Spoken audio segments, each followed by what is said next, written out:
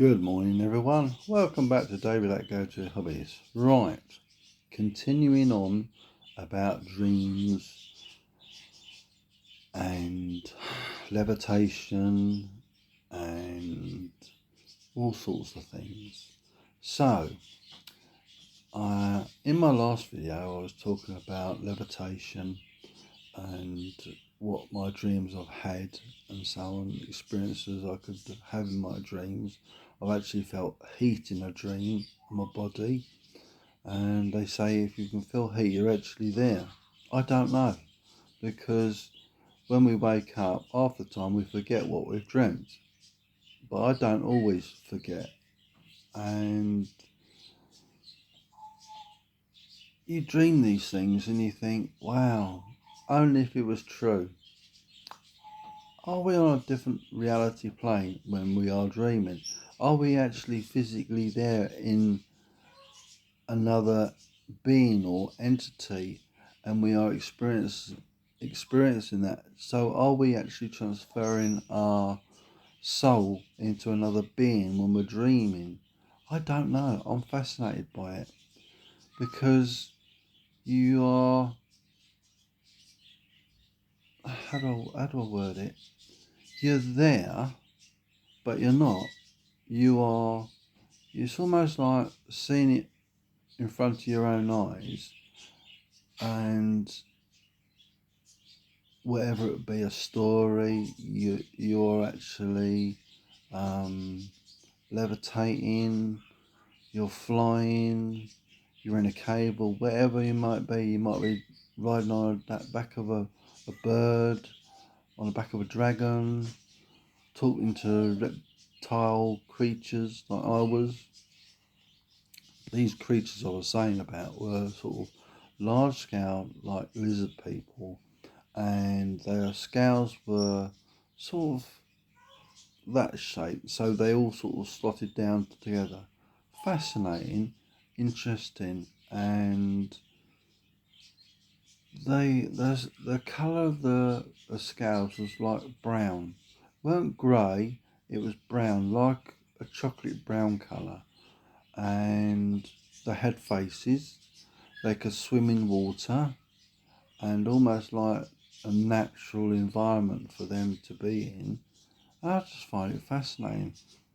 I wasn't afraid, I was interested to find out about them and why they were there, what were they doing. It was in our world, but I think they were on a different reality plane. In other words, they could move around our structures and swim in the water, and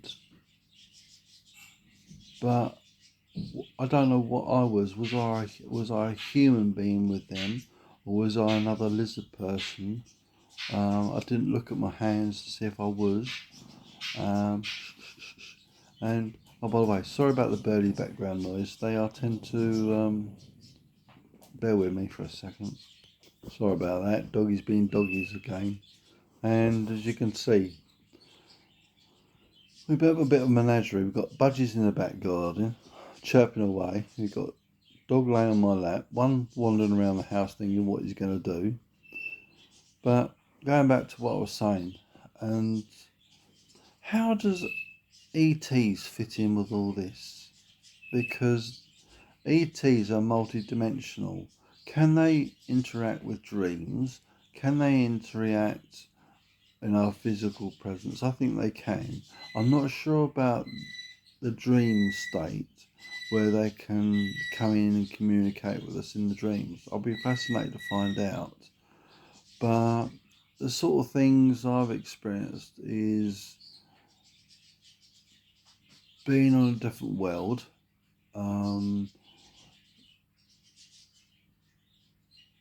having intercourse.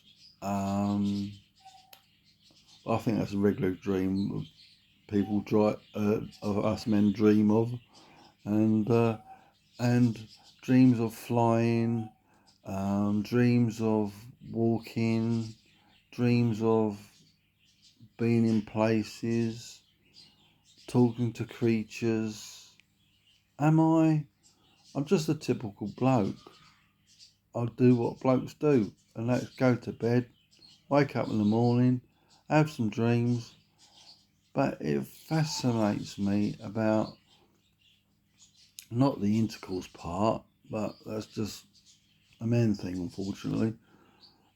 And it's more to do with the other things that I'm interested in, and to talk about how we are able to levitate in our dreams, and what's the difference within a dream state, coming out of a dream state into a physical state, in other words back into a wake state, and interacting in the physical world and remembering what we dreamt.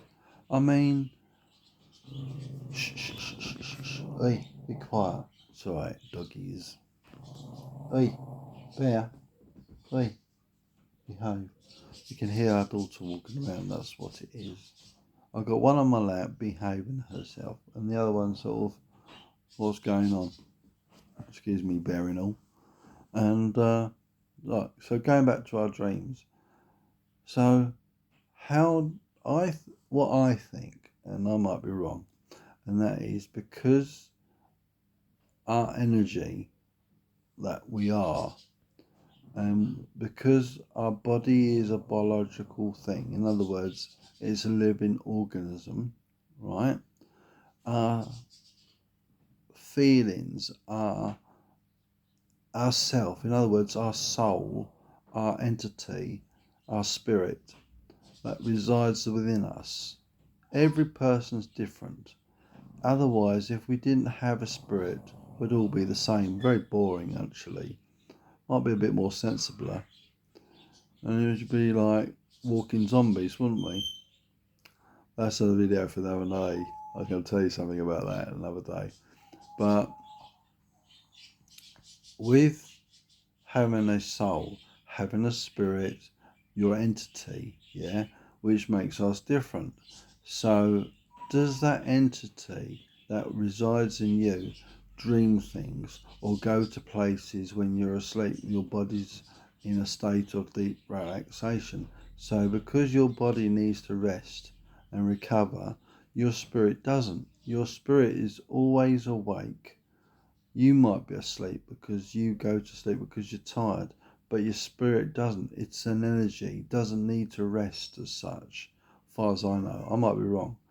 But energy is a spirit. Well, here's a question. How does the energy of a spirit live without, it doesn't need food? Does it need vibrational state to survive? Shh. Hey, stop grumbling. Doggies. Shush. I've got a feeling you're going to start. Go,